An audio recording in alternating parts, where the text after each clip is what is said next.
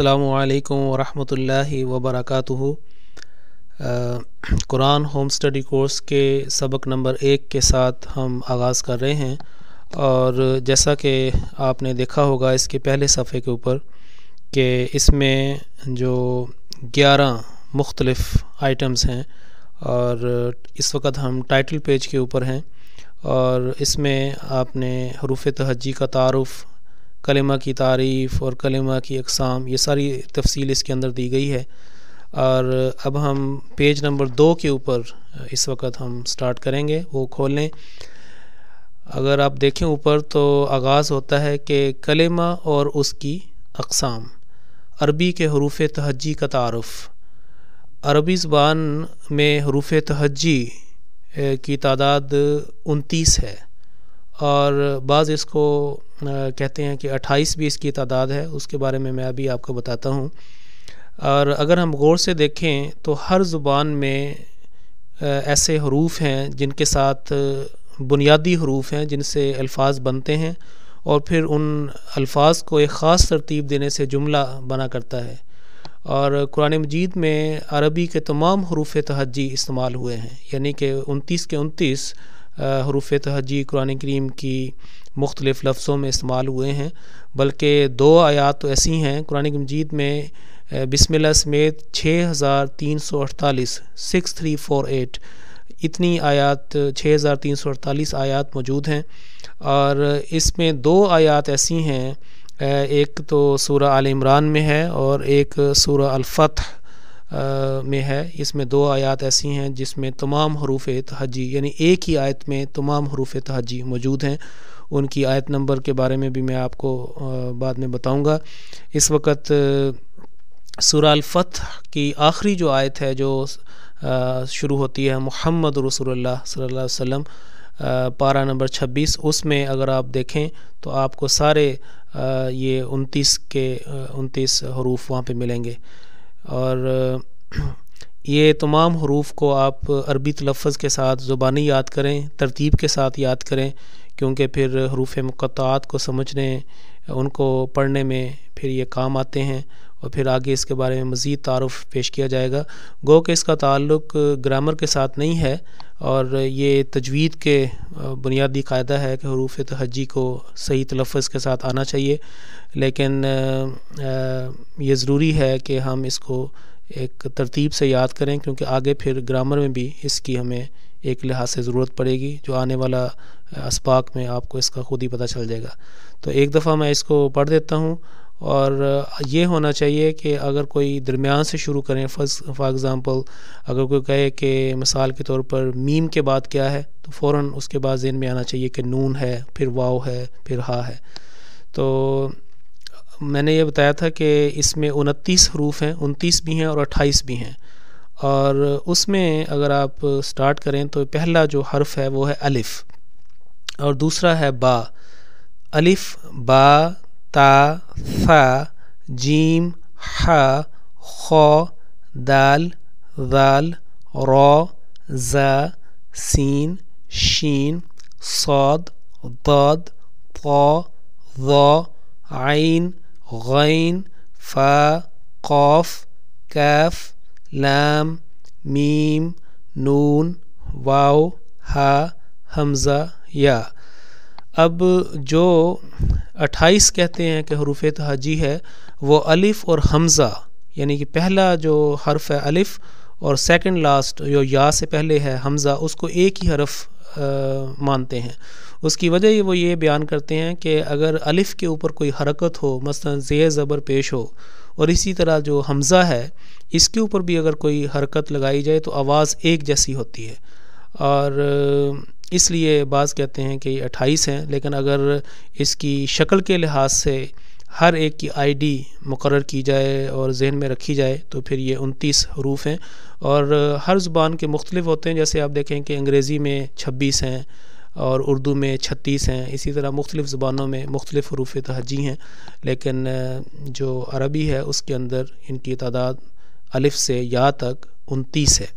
اس میں آپ دیکھیں کہ ملتے جلتی آواز والے حروف ہیں، ان کا خاص طور پہ خیال رکھیں، اور صحیح اس کا جو نام ہے وہ بھی یاد رکھیں. مثلا الف با تا اس کو اردو کے ساتھ مکس نہ کریں، کیونکہ جب بھی آپ نے اس کو بطور حوالہ قرآن مجید میں کہیں پیش کیا تو وہاں پہ بھی آپ کو صحیح با تا ثا اس طرح جو صحیح عربی تلفظ ہے اس کے مطابق اس کو ادا کرنا چاہیے.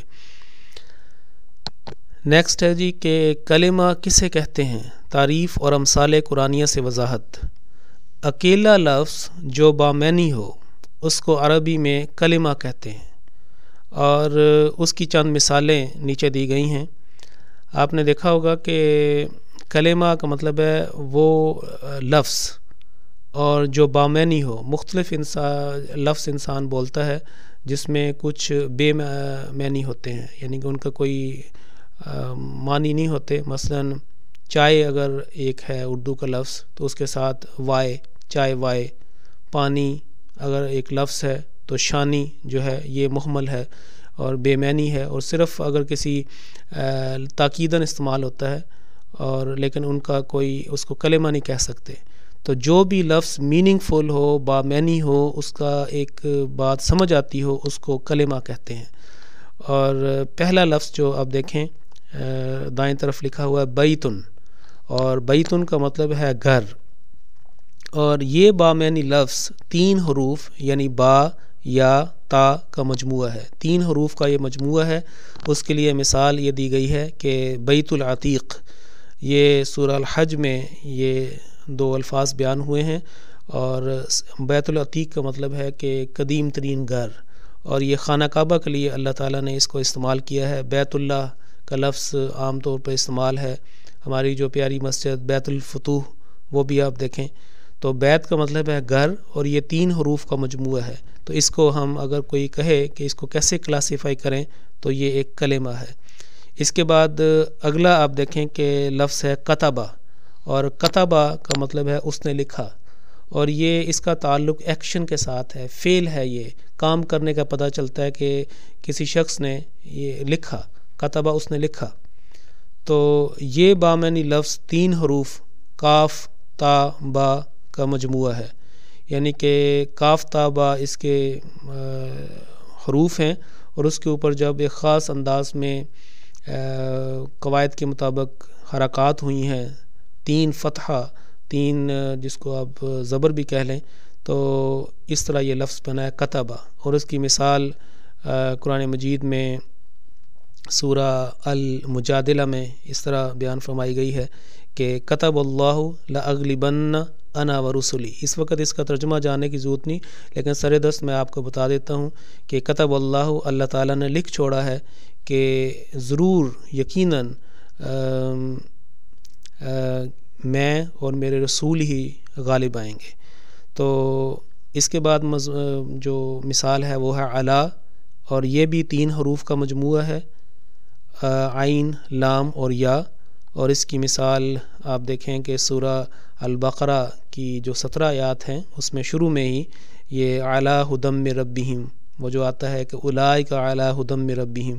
تو علی یہ ایک پریپوزیشن ہے، یعنی کہ نہ یہ جیسے اس میں کوئی ایکشن پایا جاتا ہے، نہ یہ کسی چیز کا نام ہے، بلکہ اگر آپ دیکھیں کہ یہ اسماء کو یعنی کسی لفظ کو مزید کلیئر کرنے کے لیے یہ بات بیان کی جاتی ہے، اور یہ ایک دوسرے لفظوں میں ایک مددگار لفظ ہے. لیکن چونکہ اس کا ایک مطلب ہے، ایسی چیز نہیں ہے کہ اس کا مطلب سمجھ نہ آئے، اس لیے اس کو بھی کلمہ کہتے ہیں. یہ بھی کلمہ کی ایک قسم ہے. اس کے بعد لفظ دیکھیں ينفقون، اس کو بھی ہم نے ينفقون کا لفظ جو ہے یہ سورہ البقرہ کی پہلی 17 آیات میں سے ہے، اور یہ بامعنی لفظ 6 حروف کا مجموعہ ہے، یا، نون، فا، قاف، واو اور نون. اور اس کے لیے مثال ہم نے دی ہے کہ ينفقون اموالہم باللیل والنہار، کہ وہ اپنے اموال کو رات اور دن خرچ کرتے ہیں. تو یہ اس کی مثال ہے. اس میں بھی آپ نے دیکھا ہوگا کہ وہ خرچ کرتے ہیں، ایک جمع کی بات کی گئی ہے اور ایک ایکشن اس کے اندر ہے. تو یہ چند مثالیں ہیں جس سے آپ کو پتہ چلے گا کہ کوئی بھی خواہ اس کا تعلق وہ اسم کے ساتھ ہو یا اس کا تعلق ایکشن فعل کام کرنے کے ساتھ ہو، کوئی بھی بامعنی لفظ اس کو عربی میں کلمہ کہتے ہیں، اور اس کی خوبصورت مثال یہ ہے، کلمہ سے پھر آگے جب کلمات بنتے ہیں اور کلام جو ہے وہ اسی سے نکلا ہے، اور پھر آپ دیکھیں کہ ہم کہتے ہیں کہ کلمہ طیبہ، کلمۃ طیبۃ، سب سے خوبصورت بات جو ہے وہ کلمۃ طیبہ یعنی لا الہ الا اللہ محمد رسول اللہ۔ اس کے بعد ہم چلتے ہیں صفحہ نمبر 3 پر، اور یہاں پر کلمہ کی اقسام یعنی اجزائے کلام، ان کے بارے میں ہم بات کریں گے۔ عربی زبان میں جتنے بھی بامعنی لفظ پڑھے جاتے ہیں، بولے جاتے ہیں یا لکھے جاتے ہیں، ان کو آسانی سے سمجھنے کے لیے 3 حصوں میں تقسیم کیا جا سکتا ہے، یعنی کلمہ کی 3 اقسام ہیں۔ اب قرآن مجید میں اگر ہم الفاظ کی تعداد کو دیکھیں تو کم و بیش 78,000 78,000 کے قریب، 78,000 سے 80,000 کے قریب الفاظ پائے جاتے ہیں، اور ہر زبان میں جو اقسام ہیں کلمہ کی یا بامعنی لفظ کی اقسام ہیں وہ مختلف ہوتی ہیں، لیکن بنیادی چیز جو ہے وہ یہی ہے کہ اسم اور فعل ہر زبان کے بنیادی ارکان ہیں، اس کے کلمہ، اس کے بامعنی لفظ کے لحاظ سے، لیکن بعض زبانوں میں اسم کو زیادہ پھیلا کر اور اس کی مختلف اقسام کو علیحدہ کر کر پیش کیا گیا ہے۔ مثال کے طور پر انگریزی میں جو پارٹس آف سپیچ ہیں، جو اجزائے کلام ہیں، وہ 9 کہتے ہیں، بعض 8 بھی کہتے ہیں، 9 بھی کہتے ہیں، لیکن بہرحال 3 نہیں ہیں، 3 سے زیادہ ہیں۔ لیکن قرآن مجید کی جو عربی ہے یا عام عربی زبان، اس میں بامعنی لفظ کو 3 حصوں میں تقسیم کیا گیا، یعنی اس کے 3 اجزاء ہیں، 3 اس کی اقسام ہیں، ایک ہے اسم، ایک ہے فعل اور ایک ہے حرف۔ اور یہ بات ہے کہ اسم جو عربی کا ہے وہ عربی زبان کی بہت ساری اصطلاحات پر حاوی ہے۔ مثلا اسم جو عربی کا ہے اس کے اندر ناؤن بھی شامل ہے، انگلش کا پروناؤن بھی ہے، اور اس طرح ایڈورب بھی ہے۔ تو یہ باتیں انشاءاللہ تعالی بعد میں بیان کی جائیں گی۔ فی الحال آگے چلیں، دیکھیں اسم کی تعریف اور امثال قرآنیہ سے وضاحت۔ اسم کیا ہے؟ ایسا کلمہ بامعنی لفظ جس سے کسی کا نام یا صفت اچھی ہو یا بری، یا کسی حالت یا کیفیت وغیرہ کا نام سمجھ میں آئے، لیکن اس میں ماضی، حال اور مستقبل میں سے کوئی زمانہ بھی نہ پایا جائے، اور یعنی کہ اس کے اندر ایسا کوئی ایکشن نہ ہو، بلکہ یہ اپنی ذات میں ایک مستقل لفظ ہو۔ اور اس کی مثالیں جو نیچے 6 مثالیں پیش کی گئی ہیں، اس میں سب سے پہلی مثال تو ہے اللہ، اور یہ معبود حقیقی ہمارے پیارے خدا کا نام ہے، خدا تعالیٰ کا ذاتی نام ہے۔ قرآن مجید میں یہ ہزاروں مرتبہ استعمال ہوا ہے، اور قرآن مجید کے ہر صفحے کے اوپر اللہ تعالیٰ کا نام موجود ہے یا اس کی کسی صفت کا نام موجود ہے، اور اس کوئی صفت موجود ہے۔ یہ اسم کی سب سے پیاری اور خوبصورت مثال ہے۔ اس کے بعد محمد، بہت زیادہ تعریف کیا گیا، ہمارے پیارے نبی کریم صلی اللہ علیہ وآلہ وسلم کا پیارا اور مقدس نام ہے، اور قرآن مجید نے اس کو 4 مرتبہ استعمال ہوا ہے، یعنی 4 مرتبہ قرآن مجید میں حضرت محمد صلی اللہ علیہ وآلہ وسلم کا نام آیا ہے، تو یہ بھی اسم ہے۔ اور اس کے بعد تیسری مثال جو ہے وہ فیل، ہاتھی، یعنی فیل کا اردو میں اس کو ہاتھی کہتے ہیں، اور آپ سب کو پتہ ہے کہ اس نام کی صورت آخری پارہ میں یعنی پارہ نمبر 30 میں موجود ہے، اور یہاں پہ جو لکھا ہوا ہے آپ دیکھیں، صورت نمبر اور آگے کچھ ڈیش اور کوسچن مارک، سوالیہ نشان لگا ہوا ہے۔ یہ اس بات کے لیے ہے کہ آپ پارہ نمبر 30 کھولیں یا قرآن مجید کھولیں اور سورہ فیل کا نمبر یہاں پہ لکھیں اور دیکھیں کہ کس طریقے سے اللہ تعالیٰ نے یہ صورت، اس کا ترجمہ پڑھیں اور بڑی اس کے اندر جو مطالب ہیں اس کو سمجھیں۔ اور اس کے بعد آپ دیکھیں مکہ یہ ایک شہر کا نام ہے، اسلام کے مقدس ترین شہر کا نام ہے۔ ہمارے پیارے نبی صلی اللہ علیہ وآلہ وسلم یہیں پیدا ہوئے تھے، اور خانہ کعبہ بیت العتیق بھی یہاں ہے، سورہ الفتح رکوع نمبر 3 میں اگر آپ جائیں، جو پارہ نمبر 26 میں سورہ الفتح ہے، رکوع نمبر 3 میں جائیں اور وہاں کسی ایک آیت میں آپ کو یہ پیارا لفظ ملے گا، اور وہاں سے دیکھ کے آیت نمبر تلاش کریں۔ یہ میں اس لیے آپ کو کہہ رہا ہوں کہ آئندہ ریفرنس ڈھونڈنے میں یا مختلف امثال کو ڈھونڈنے میں آپ کو یہ پریکٹس کام آئے گی۔ تو اس کے بعد لفظ ہے لبنن، اور لبنن دودھ کو کہتے ہیں، اور سورہ نحل پارہ نمبر 14 رکوع نمبر 9 میں اس کا ذکر ہے، وہ وہاں سے دیکھیں، رکوع نمبر 9 سورہ نحل میں جائیں اور آیت نمبر تلاش کریں، اور کس طریقے سے اللہ تعالیٰ نے اپنی اس نعمت کا ذکر کیا ہے۔ پھر آپ دیکھیں کہ علیم، بہت زیادہ جاننے والا، اللہ تعالیٰ کی ایک صفت حسنہ کا نام ہے، خدا تعالیٰ کا ایک صفاتی نام ہے، بہت زیادہ جاننے والا۔ تو یہ سارے اگر آپ دیکھیں تو اس میں سے کوئی بھی ایک لفظ نہیں ہے جس میں کوئی ایکشن ہو، بلکہ یہ اپنی ذات میں ایک مکمل نام ہے، اس کا ایک بامعنی نام ہے، اور اس سے میرا خیال ہے آپ کو سمجھ آ گئی ہوگی۔ اس کے بعد اگر آپ چلیں نمبر 4 پہ، صفحہ نمبر 4، اور یہاں پر اسم کلمہ کی دوسری قسم فعل کی بات کی گئی ہے، اور فعل سے مراد ایسا بامعنی لفظ ہے، ایسا کلمہ ہے جس سے کسی کام کے ہونے یا کرنے کا مفہوم واضح ہوتا ہو، لیکن اس کا تعلق 3 زمانوں میں سے، یعنی ماضی، حال، مستقبل، 3 جو پیریڈ آف لائف ہیں، ماضی، حال اور مستقبل، ان میں سے کسی کا ساتھ اس کا تعلق ہونا ضروری ہے، تب بھی یہ پتہ چلے گا کہ یہ ایکشن جو ہے یہ کب واقع ہوا ہے۔ اور اس کی چند مثالیں آپ کے سامنے پیش کی گئی ہیں جو ٹیبل نمبر 1.4 میں ہیں، اور 8 الفاظ اس کے لیے ہم نے یہاں پہ رکھے ہیں۔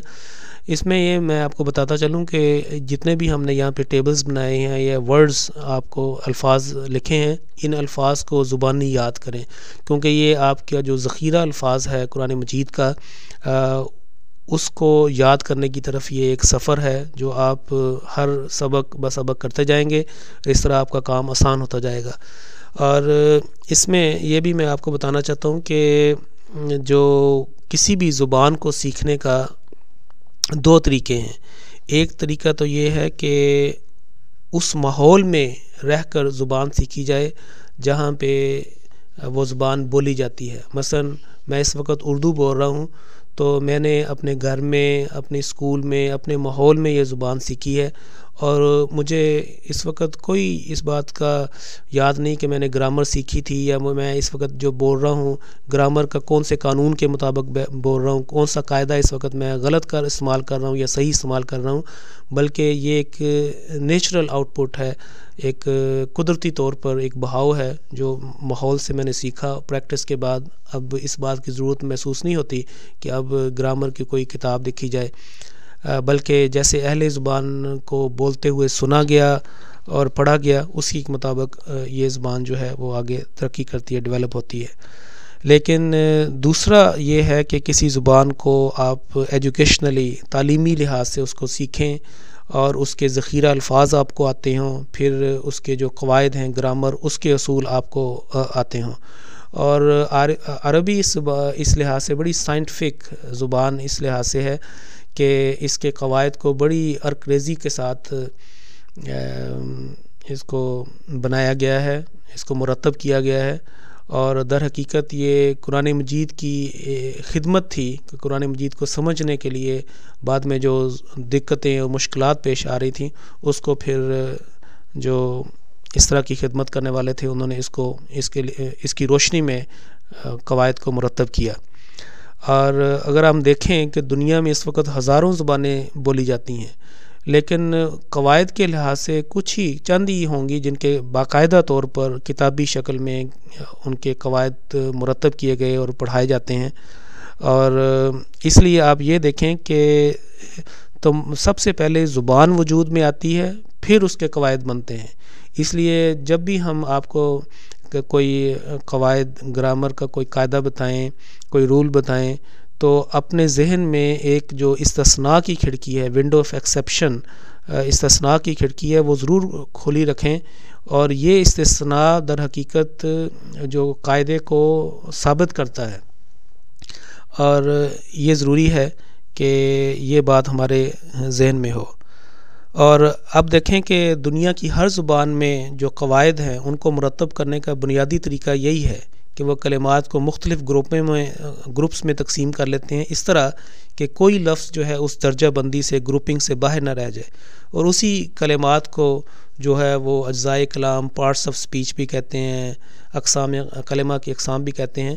تو اس وقت ہم صفحہ نمبر 4 پر جو عربی زبان میں کلمہ کی دوسری قسم ہے فعل، اس کی طرف ہمارا سفر جاری ہے۔ اور میں بتا رہا تھا کہ ہم نے اس میں ٹوٹل جو 8 الفاظ استعمال کیے ہیں۔ تو پہلا لفظ ہے جعل، اور اس کے نیچے دیکھیں آپ نے لکھا پایا ہوگا کہ اس نے بنایا، اور آمنا وہ ایمان لایا، یؤمنو وہ ایمان لائے گا۔ اب آپ غور سے الفاظ کو بھی دیکھیں اور اس کے جو ترجمے میں جو چینجز ہو رہی ہیں، جو تبدیلیاں واقع ہو رہی ہیں، ان کے پہ بھی غور کریں، اور بعد میں پھر ہم صرف لفظ کو دیکھ کر، اس کی جو اعراب کو دیکھ کر، اس کے حروف کو دیکھ کر ہمیں ترجمے کا پتہ چل جائے گا۔ اور اس کے بعد دیکھیں چوتھا جو لفظ ہے وہ آمنا، ایمان لاؤ۔ اب نہیں، یہ لفظ آمنا نہیں ہے، یہ لفظ آمن ہے کہ ایمان لاؤ۔ اور اس کے بعد ہے یقیمون کہ وہ قائم کرتے ہیں۔ اقرا، یقیمون الصلاۃ کا لفظ ہے، اور اقرا پڑھو، اقرا بسم ربک الذی کی مشہور پہلی وحی ہے جو ہمارے پیارے نبی صلی اللہ علیہ وآلہ وسلم پر غار حرا میں نازل ہوئی۔ پھر قالا، اس نے کہا، یہ بھی ماضی ہے۔ یقولو وہ کہتا ہے یا کہے گا، حال اور مستقبل ہے۔ اب ہر لفظ کے نیچے ترجمہ کے ساتھ نیچے بتایا گیا ہے کہ اس کا تعلق کس زمانے سے ہے۔ مثلا پہلا دیکھیں جعل، یہ ماضی ہے، اس نے بنایا، پاس کی بات ہو رہی ہے کہ یہ کام ہو چکا ہے۔ آمنا وہ ایمان لایا، یہ بھی ماضی ہے۔ یؤمنو وہ ایمان لائے گا، اور یہ مستقبل ہے۔ اور اس کے بعد آمن یہ حال ہے کہ ابھی ہم اس کو حکم دے رہے ہیں، یا اس کو درخواست کر رہے ہیں، یا اس کو نصیحت کر رہے ہیں کہ تم ایمان لاؤ۔ لا اکراہ فی الدین کے تناظر میں تو یہی کہنا بہتر لگتا ہے کہ اس کو ہم نصیحت کر رہے ہیں کہ ایمان لاؤ۔ اور یقیمون کہ وہ قائم کرتے ہیں، یہ حال بھی ہے۔ اور اقرا یہ بھی حال ہے۔ قالا اس نے کہا ماضی۔ اب یقولو، اب یہ کہتے ہوں گے کہ آپ نے یہ ذہن میں آپ کے آتا ہوگا کہ یہاں پہ کیوں ہے کہ حال اور مستقبل، حال و مستقبل، جبکہ پہلے 3 الفاظ ایسے گزر چکے ہیں جن میں حال کہا گیا ہے، تو یہاں پہ حال مستقبل کیا ہے۔ تو یہ بات یاد رکھیں کہ عربی میں حال اور مستقبل کے لیے ایک ہی لفظ بنیادی طور پر استعمال ہوتا ہے۔ یعنی کہ اگر میں کہوں کہ یقیمون تو یہ وہ قائم کرتے ہیں، وہ قائم کریں گے، یہ بھی مفہوم اس کے اندر ہے۔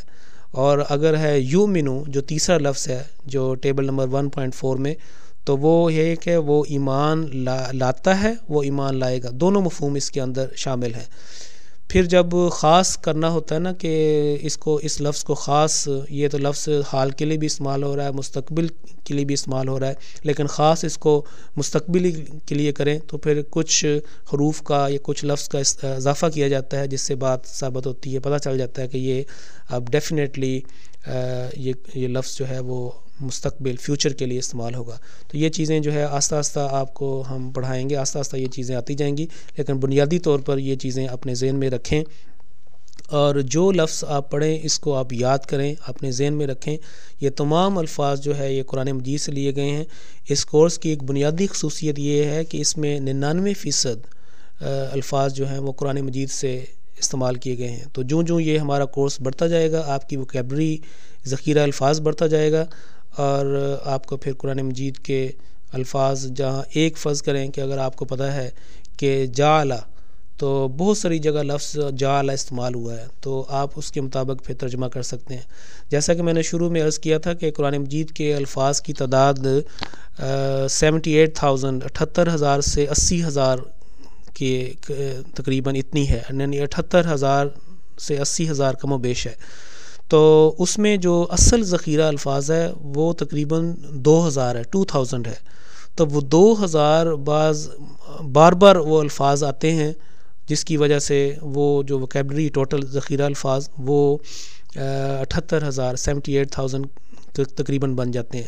لیکن اصل اگر آپ دیکھیں کہ اگر کاؤنٹ کریں کہ وداؤٹ اینی ریپیٹیشن، بغیر کسی دوبارہ تکرار کے، تو 2000 الفاظ سے زیادہ نہیں ہیں.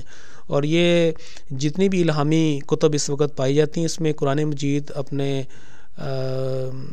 حجم کے لحاظ سے سب سے چھوٹا ہے، جس کی وکیبلری سب سے کم ہے. اور یہ بھی یسن القرآن للذکر کہ ہم نے اس قرآن مجید کو آسان کیا ہے کہ ایک پہلو یہ بھی ہے. اس کے بعد آپ دیکھیں کہ حرف کی تعریف اور امثال قرآنی سے وضاحت، یعنی کہ اسم کی پہلی قسم، کلمہ کی پہلی قسم اسم اور دوسری قسم فعل کے بعد ایک بنیادی تیسری جو قسم ہے وہ ہے حرف.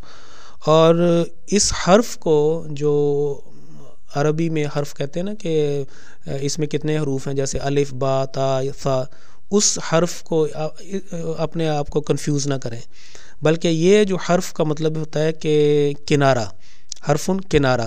اور یہاں پہ گرامر کے لحاظ سے اس سے مراد وہ بامعنی لفظ ہے، وہ کلمہ ہے جس کے معنی اسم یا فعل کے ساتھ ملے بغیر صحیح سمجھ میں نہ آئے. یعنی اس کا جو انڈیپینڈنٹ جو ہے، اس کا کوئی ایسا مطلب نہیں ہوتا کہ کسی جگہ آپ لکھ دیں اور آپ کو بات سمجھ آ جائے، بلکہ یہ محتاج ہے کہ اس کے ساتھ یا تو اسم ملے یا کوئی فعل ملے تو پھر اس کی بات جو ہے وہ صحیح سمجھ آئے. جیسے ہم اس کو مثال کے ذریعے سے کرتے ہیں. نیچے آپ کے پاس 5 مثالیں دی ہوئی ہیں. سب سے پہلے دیکھیں کہ دوسرا جو حرف ہے یعنی حروف تہجی کا وہ ہے با. اس کے نیچے جب کسرہ لگا دی جاتی ہے، زیر لگا دی جاتی ہے، تو اس کو کہتے ہیں کہ بی، یا مجہول طریقے سے جیسے ہم اردو میں عام طور پر پڑھتے ہیں اس کو بے کہہ دیں یا بی کہہ دیں. بہرحال تو یہ جب لفظ، یہ جو بامعنی لفظ کلمہ جب کسی بھی اسم کے ساتھ لگے، جیسے آپ دیکھیں بسم اللہ، اصل لفظ ہے اسم اللہ، اور اسم سے پہلے یہ با زیر والا ساتھ لگایا تو بی کا مطلب ہے ساتھ، تو بسم اللہ اللہ تعالیٰ کے نام کے ساتھ، اللہ تعالیٰ کے نام کے ساتھ. اور بی کا بنیادی مطلب تو ساتھ ہے، لیکن میں کے معنوں میں بھی آتا ہے، جیسے یومنون بالغیب، غیب پر ایمان لاتے ہیں، غیب میں ایمان لاتے ہیں. تو یہ وقت کے جو مختلف جملے کی میں یہ اس کا بدلتا رہتا ہے. انشاءاللہ اس کو مزید تفصیل سے بیان کریں گے، لیکن بنیادی طور پر اس کا مطلب ہوتا ہے کہ ساتھ، ود. تو بسم اللہ کہ اللہ تعالیٰ کے نام کے ساتھ.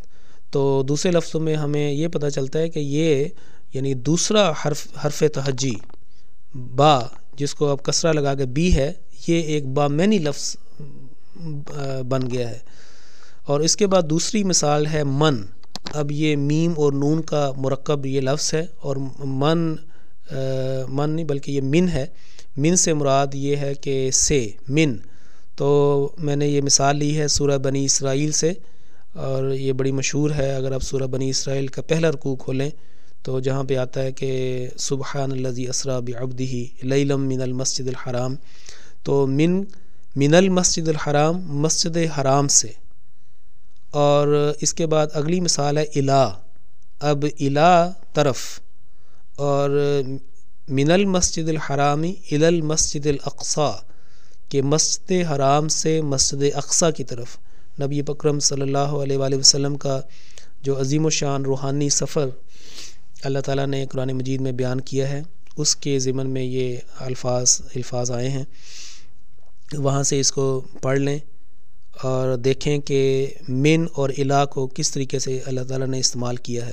یعنی کہ المسجد جو کہ ایک ناؤن ہے، ایک اسم ہے، اس سے پہلے من کو لفظ استعمال کیا، اور پھر جو دوسری مثال ہے اس میں بھی المسجد الاقصی، اس سے پہلے الہ استعمال ہوا ہے. تو مسجد حرام سے مسجد اقصی تک، من سے، اور الہ کا مطلب ہے طرف، کی طرف، ٹورڈز. اس کے بعد چوتھی مثال جو ہے فی ہے. فی کا مطلب میں، ان.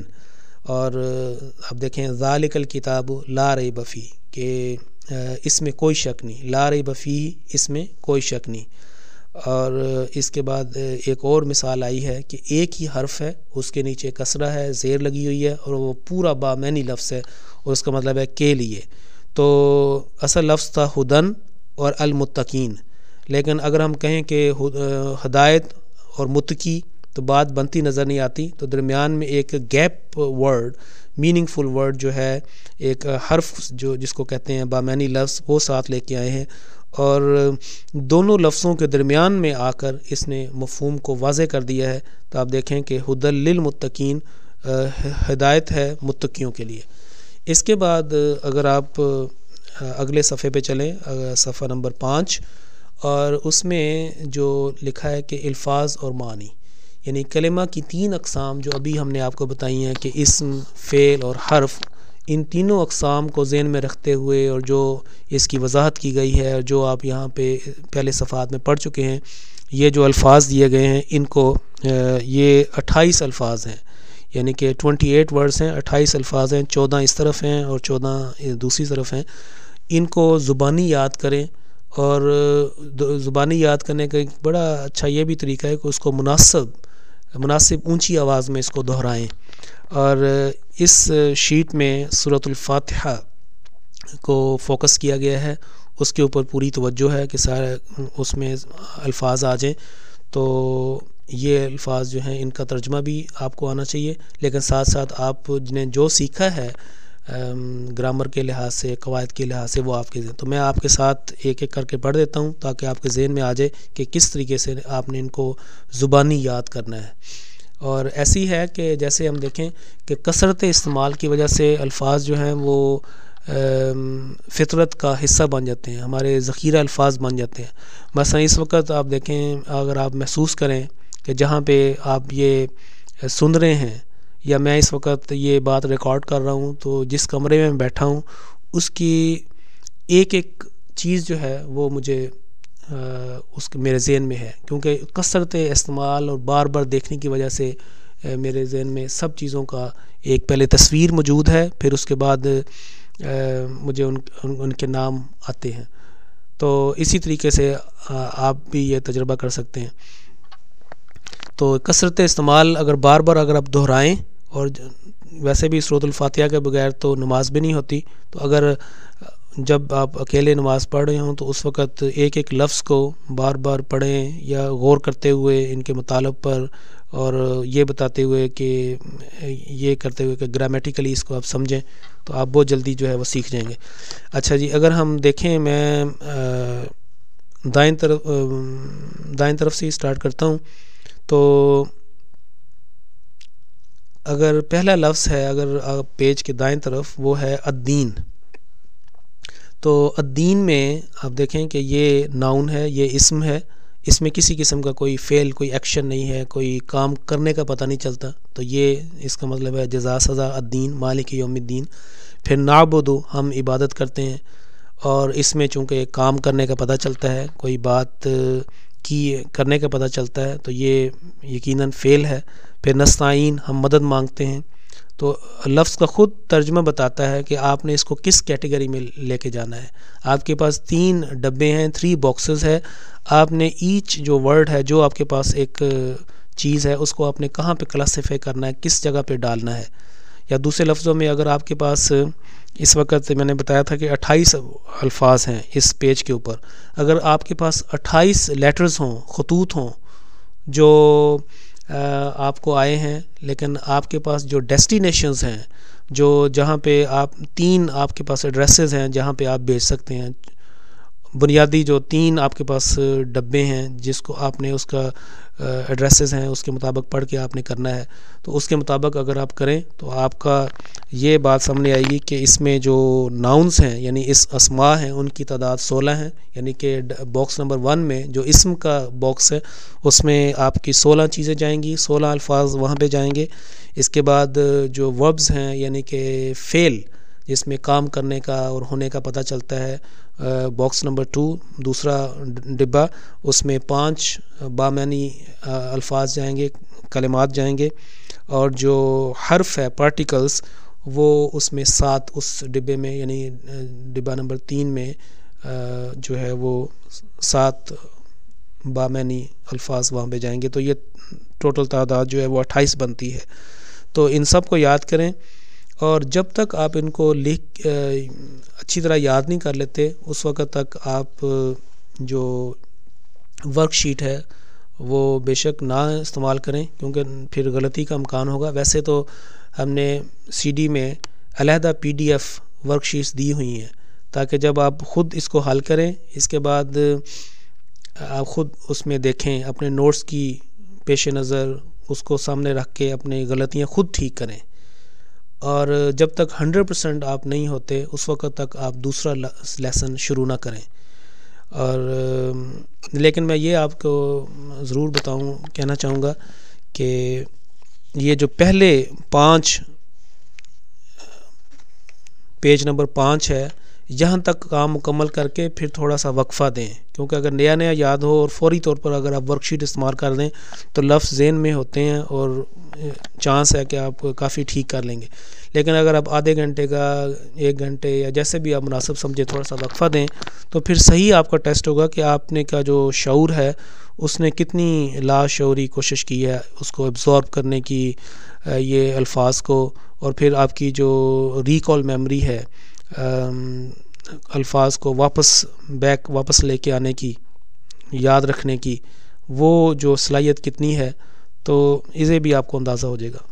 تو انشاءاللہ تعالی جب آپ مکمل کر لیں کہ آپ نے 100% مکمل کر لیا ہے یہ پوری ورک شیٹس بھی، پھر آپ سبق نمبر 2 پہ آپ چلے جائیں۔ تو ایک میں آپ کو اس میں کر کے بتا دیتا ہوں، مثال کے طور پر ابھی میں کہتا ہوں کہ میں نے دائیں طرف سے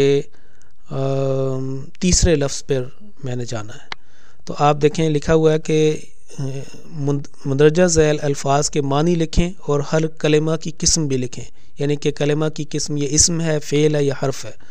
تو اگر تیسرے پہ جائیں یا پہلے کو اگر آپ دیکھیں یومن، تو یومن کا اوپر میں اس کا ترجمہ لکھوں گا کہ اس سے مراد ہے دن، جیسے ہے نا مالک یوم الدین، تو مالک یوم الدین سے لفظ نکلا ہوا ہے یوم، یہ دن ہے۔ اب دن اس میں کسی قسم کا ایکشن کا کوئی فعل کام ہونے کا کرنے کا پتہ نہیں چلتا، اور نہ یہ ایسا لفظ ہے جو اس کو ساتھ اگر علیحدہ لکھا جائے تو اس کا صحیح معنی سمجھنا ہے۔ یہ مکمل ایک لفظ ہے، اپنی ذات میں ایک مکمل لفظ ہے، اس کا مطلب ہے دن۔ تو میں اس کے ترجمے میں لکھوں گا کہ دن، اور اس کے نیچے جو دوسری لائن ہے یہاں پہ میں لکھ دوں گا کہ یہ اسم ہے۔ تو مجھے اس کا یہ بھی اس کو کہتے ہیں کہ گرامیٹیکل انالیسس، اس کی تحلیل، کہ ہمیں یہ پتہ چلے اس کا تجزیہ کہ یہ لفظ جو ہے اس کا مطلب یہ ہے اور یہ کون سے گروپ سے تعلق رکھتا ہے، کلمہ کی کون سے گروپ سے تعلق رکھتا ہے۔ تو اس طرح یہ سارا آپ اس شیٹ کو مکمل کریں۔ اس کے بعد اگلی شیٹ ہے شیٹ نمبر 2 جو صفحہ نمبر 7 کے اوپر ہے۔ یہ 10 اسٹیٹمنٹس ہیں، ان کو غور سے پڑھیں اور جو آپ نے نوٹس پہلے پڑھے ہوئے ہیں ان کی تیاری کی اس کے مطابق آپ اس کو کر کے دیکھیں۔ مثال کے طور پر میں آپ کو ایک بتاتا ہوں کہ لکھا ہوا ہے کہ بسم اللہ الرحمن الرحیم، جو نمبر 10 ہے، یعنی کہ اسٹیٹمنٹ نمبر 10 جو آخری 10 نمبر جملہ ہے، کہ آپ نے یہ بتانا ہے کہ یہ صحیح ہے یا غلط ہے۔ اگر صحیح ہے تو ٹک کا نشان لگائیں، اور اگر غلط ہے تو کراس کا نشان لگائیں۔ تو ایک مثال میں آپ کو بتاتا ہوں کہ بسم اللہ الرحمن الرحیم، بسم اللہ اللہ تعالیٰ کے نام کے ساتھ، الرحمن جو بہت زیادہ مہربان، بن مانگے دینے والا، الرحیم جو بار بار رحم کرنے والا ہے۔ لکھا اس میں صرف ایک فعل ہے۔ اگر ہم اب اس کے ترجمے پہ غور کریں تو ہمیں کوئی ایسا انڈیکیشن، کوئی ایسی ہمیں نشان نہیں ملتا کہ اس میں کسی کام کے کرنے کا بیان ہے، بلکہ ہر لفظ اپنی ذات میں ایک مکمل ایک حقیقت ہے، اور اس کا کسی زمانے سے تعلق معلوم نہیں ہوتا، کیونکہ آپ دیکھیں بسم اللہ اللہ تعالیٰ کے نام کے ساتھ، اس میں کوئی ایکشن نہیں ہے۔ الرحمن یہ کہ بہت زیادہ دینے والا، بہت زیادہ مہربان، بن مانگے دینے والا، اور الرحیم جو بار بار رحم کرنے والا ہے، اچھی کوششوں پر بہترین نتیجہ مرتب کرنے والا ہے۔ تو اس میں کسی فعل کا نہیں پایا جاتا، کوئی ایسی نشان نہیں پایا جاتا۔ تو یہ ہم آرام سے اپنے اس اصول کی بنا پر کہ اس کا ایک ایک لفظ کو ہم نے جانچ لیا ہے، اور اس میں تو صرف ایک حرف ہے اور باقی سارے جو ہیں اس میں اسماء ہیں، ناؤنس ہیں۔ اور یہ جو سٹیٹمنٹ ہے کہ اس میں ایک فعل ہے، اس کا مطلب یہ غلط ہے۔ میں اس حقیقت پر پہنچا ہوں کہ یہاں پہ کراس لگانا چاہیے، کیونکہ اس میں کوئی فعل نہیں ہے بلکہ صرف ایک حرف ہے اور باقی اسماء ہے۔ بلکہ اگر یہ بات ہوتی کہ بسم اللہ الرحمن الرحیم میں صرف ایک حرف ہے تو میں یہاں پہ ٹک کا نشان لگاتا، کیونکہ یہ بات ٹھیک ہے۔ تو اس طریقے سے یہ ٹرکی کوسچنز آپ اسی وقت کر سکتے ہیں جب آپ کے پاس آپ کا کانسیپٹ کلیئر ہو۔ تو اس کے بعد جب آپ کر لیں تو اپنے جو جوابات ہیں وہ ان نوٹس میں کی روشنی میں اپنے خود اس کو حل کریں۔ اور اس لیے ہم اس کو آپ کے اوپر چھوڑتے ہیں کہ 3 اسباق کے بعد ایک ڈیٹ جو ہم نے دی ہوئی ہے کورنگ لیٹر میں، ہم آپ کو ایک ٹیسٹ بھیجیں گے، جو ٹیسٹ آپ نے پھر کرنا ہے اور وہاں واپس بھجوانا ہے۔ پھر ہم اس کو یہاں پہ سینٹر میں اس کو چیک کریں گے، اپنی فیڈ بیک دیں گے آپ کو اور آپ کی پرسنٹیج آپ کو بتائیں گے، اور اگر آپ نے وہ صحیح پاس کیا تو پھر آگے ہم آپ کو نئے اسباق جو ہیں 3-4 نئے اسباق بیچیں گے۔ لیکن اس کا یہ ہرگز مطلب نہیں کہ اگر آپ نے پاس نہ کیا تو آپ کورس سے ڈراپ ہو جائیں گے، بلکہ ہم تو یہ چاہتے ہیں کہ زیادہ سے زیادہ لوگ اس میں حصہ لیں۔ لیکن یہ ضرور چاہتے ہیں کہ جو آپ یاد کریں یا جو سبق ہو وہ مکمل طور پر صحیح حل کر کے پھر آگے چلیں، کیونکہ اگر آپ کی بنیاد اچھی ہوئی تو پھر آپ اس کے اوپر اچھی عمارت قواعد کی آپ بنا سکتے ہیں اور آگے پھر اچھے طریقے سے پڑھا بھی سکتے ہیں۔ تو آگے آپ دیکھیں کہ پیج نمبر 8 جو ورک شیٹ نمبر 3 ہے، اس میں یہ لکھا ہے کہ مندرجہ ذیل الفاظ کو بلند آواز سے دہرائیں اور معانی ذہن میں رکھتے ہوئے ہر لفظ کے لیے صحیح خانہ میں نشان لگائیں۔ اب میں اگر دیکھوں دائیں طرف سے ہی شروع کروں تو پہلا لفظ ہے لبنن، اور آپ نے پڑھا ہوگا کہ لبنن یا لبنن یہ دودھ کو کہتے ہیں، اور میں نے بتایا بھی تھا کہ سورہ نحل کے رکوع نمبر 9 میں اس کا ہے، اور آپ نے آیت بھی تلاش کر لی ہوگی۔ اور اب آپ کے سامنے 3 باکسز ہیں، جیسے باکسز کی میں نے بات کی تھی۔ اب آپ نے کس باکس میں اس کو لے کے جانا ہے، کس باکس میں آپ نے ٹک کرنا ہے، کہاں پہ اس کی صحیح اس کا صحیح مقام ہے، کس جگہ آپ لے کے جائیں گے۔ تو آپ دیکھیں کہ لبن دودھ ہے، یہ ایک چیز کا نام ہے، اس میں کوئی زمانہ، کوئی ماضی، حال، مستقبل نہیں پایا جاتا، نہ یہ حرف ہے، نہ یہ ایسا بامانی لفظ ہے کہ یہ کسی اور لفظ کا محتاج ہو۔ تو یہ ایک اپنی ذات میں ایک مکمل چیز ہے، کسی کا محتاج بھی نہیں ہے، دودھ۔ تو آپ یقیناً اس کو میرے ساتھ اتفاق کریں گے کہ اس کو میں پہلے باکس میں، پہلے خانے میں اس کو ٹک کا نشان لگاؤں اور یہاں پہ رکھوں کہ یہ اسم ہے، یہ حرف نہیں ہے، یہ فعل نہیں ہے۔ تو اس طریقے سے یہ سارے باقی حل کریں۔ ان کو اونچی آواز میں آپ کو پڑھنا بھی آنا چاہیے اور ساتھ اس کے ان کا مطلب بھی آنا چاہیے اور گرامیٹیکلی، تو اس طرح انشاءاللہ تعالی آپ سیکھتے جائیں گے۔ تو اس کے ساتھ ہی یہ سبق نمبر 1 ختم ہوتا ہے۔ اللہ تعالی آپ کو بہت زیادہ برکتوں سے نوازے اور مزید ترقی کرنے کی توفیق عطا کرے۔ السلام علیکم ورحمۃ اللہ وبرکاتہ۔